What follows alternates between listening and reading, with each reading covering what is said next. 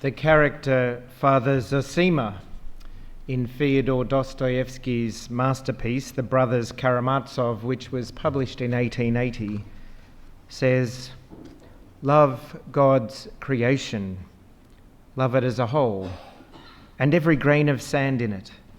Love every leaf and plant and all things. If you do, the mystery of God will be revealed to you in created things. And finally, you will love the whole universe with a comprehensive, all-embracing love." You will love the whole universe with a comprehensive, all-embracing love. Today, I want that mantra to be the hope that guides us through this season of creation as we discern how we can be part of the saving and healing of this beautiful and singular planet. If, like me, you and most young people I know, you occasionally or even regularly suffer from climate crisis anxiety, the feeling that we've left it too late to do anything meaningful and that things might only get worse from here, today I want to offer hope. But it's not a passive hope, where we buy a lotto ticket and we wait for the numbers to fall our way, knowing that statistically it's very improbable. No, today I want to offer hope that when we get involved, when we become doers, when we engage God directly with our desires, when we begin participating in God's activity in the world, when we're relentless, things will change. Because as the prophet Isaiah prophesied, somewhere in the 7th century BC, when the Lord moves among us, everything is essentially turned on its head. The eyes of the blind shall be open, the ears of the deaf unstopped, the lame shall leap like a deer, the tongue of the speechless sing for joy. The waters break forth in the wilderness and streams in the desert, and the burning sand shall become a pool, and the thirsty ground springs of water. It's the unexpected bursting forth into the world. Now, I don't imagine that the Syrophoenician woman from the Gospel knew of the prophet Isaiah, being a Gentile, but you never know. She lived in that part of the world. She would have heard stories, I guess.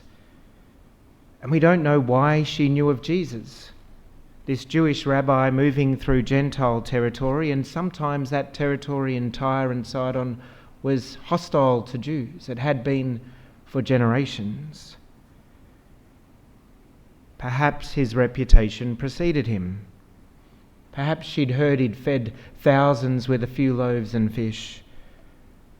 Perhaps he'd heard that he'd seemingly raised a dead girl to life. Maybe she heard that he was the man who expelled the legion of demons from that one man in Gerasa who'd been chained up in the tombs. Maybe what preceded Jesus was hope. And hope is something to be grasped and lived into. And in this mother's desperation for her child, not herself but her child, she was willing to break social and religious boundaries to go into the house where he was, a Jewish man, and fall at his feet. Can you imagine her grasping onto his garments and just crying for help? "Save my daughter." How willing are we to fall at Jesus' feet and beg for someone or something? How willing are we to cry out for healing of a broken relationship, to place another's name before God and say, "God, I lift this person up to you"? How often are we willing to fall at Jesus' feet and beg for the health of the Church Universal, this parish? How often are we willing to relentlessly and desperately pray for God to help us save and heal a planet defiled by human greed and apathy. The Syro-Phoenician woman begs Jesus. Of course we expect Jesus to say, of course your daughter is healed. Except he doesn't. It's surely one of the most jarring texts in all of the Gospels. Jesus, who otherwise, in great demonstrations of faith, says, go away, your faith has made you or that person well. No. He rejects her cries and says this odd thing. Let the children be fed first, for it is not fair to take the children's food and throw it to the dogs. Sort of no matter how much we try and sweet talk it, it's harsh language to our ears anyway.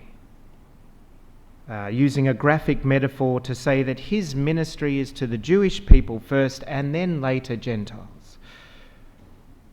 But in Jesus' day, Jews often referred to Gentiles as dogs, unclean and therefore to be fed last. Not to be denied food, but to be fed last. But you notice the woman is undeterred, completely unfazed by that. I guess she might have heard it a lot. And she actually owns it and turns the tables on Jesus. Something I can't think of any other bloke in the New Testament doing. But she re-engages with Jesus and she uses his own metaphor of the dog to push back. We might be the lowliest on the religious and pecking order, she seems to be saying, but we too need to be fed body and soul. And in her words, in her pushback, in her relentlessness and desire, Jesus changes his mind. And he says, it is your words that have done this, not faith. He's not presuming she has faith in the same way a Jewish person expecting the Messiah might. It's her fight for another, her willingness to sacrifice for another.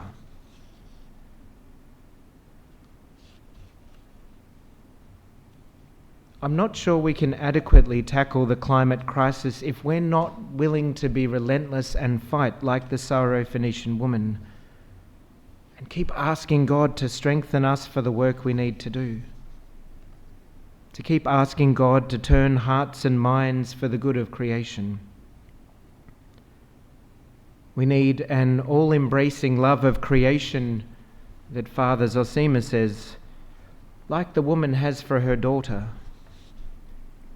And we need to trust that when we turn to Jesus and participate in his mission, things will change. The world can be transfigured. That is where our hope will come from, and that hope will lead to action. The second healing story from today's gospel, as strange as it is, has a similar underlying theme. Jesus is again in Gentile territory, and he's begged again by some folk to heal their deaf friend who also has a speech impediment. Again, they have immense trust in Jesus. Again, we presume they're Gentiles. But there is just this deep desire to ask for help, not for themselves, but for another.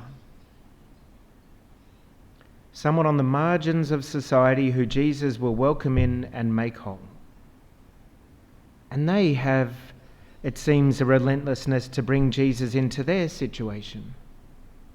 Like the woman, like these friends, are we relentless in our pursuit of Jesus, to have him front and centre in our lives, to bring our friends to Jesus, either in person through the church or just to take them to Jesus in prayer. Can we be relentless in the immediate and radical work we need to do to ensure our planet is habitable for our children and grandchildren?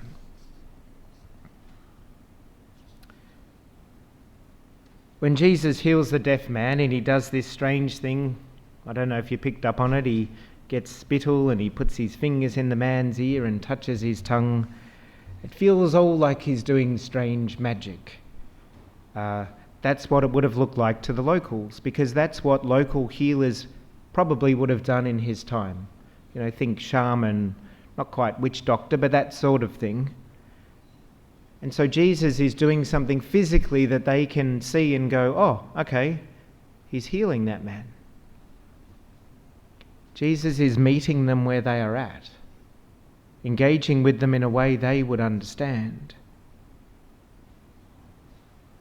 In our fight against global heating and climate disaster, we must speak plainly and act boldly and meet people where they are at, or be willing to be met where we are at, and then be relentless in the task at hand.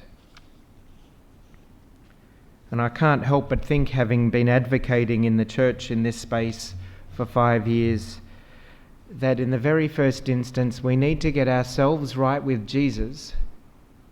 We need to get ourselves right with Jesus and our hearts right with Jesus in order to take on that work, because it's going to be hard work. We must trust in him, hope in him.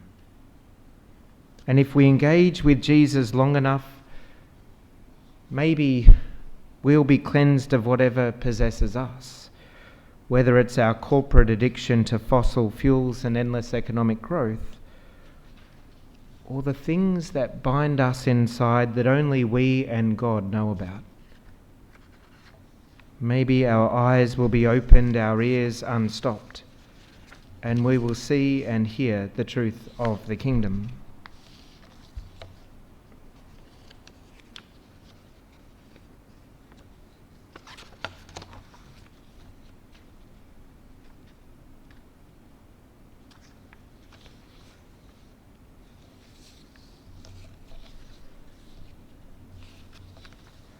So,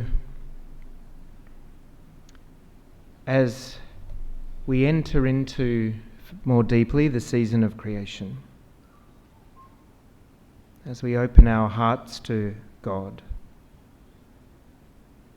may we find a way through prayer to be relentless in seeking Jesus. Grasp onto the hope that he offers, the blessing and grace that is available to all who turn to him. No matter where we are in society, however society thinks of us, it means nothing to Jesus when we stand at this altar rail and we are all able to put our hands out to receive his very body and blood in the Eucharist that we are about to receive. We will find our hope and our strength. And then maybe, like Father Zosima invites us to, we will develop an all-embracing love for the whole universe and all of creation that will see it transfigured and full of life. The Lord be with you.